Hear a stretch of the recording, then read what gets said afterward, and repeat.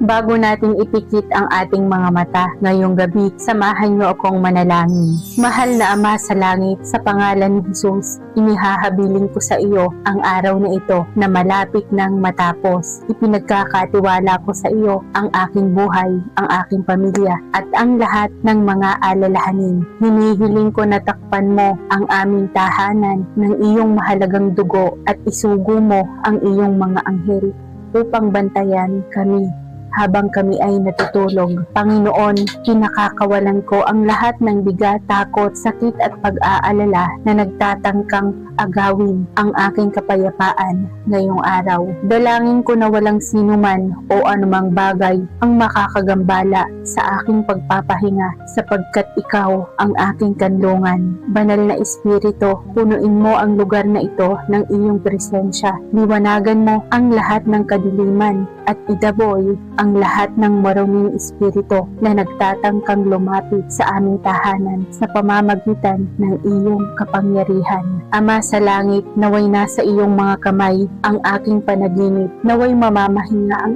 aking isipan sa iyong kapayapaan at naway magising ako bukas na may pusong puspos ng lakas. Ngayong gabi, ako'y matutulog ng payapa na may buong pagtitiwala na ikaw ang aking tagapagtanggol, ang aking tagapagbantay at ang aking tagapagligtas. Sa pangalan ni Jesus, kami ay nananalangin. Amen.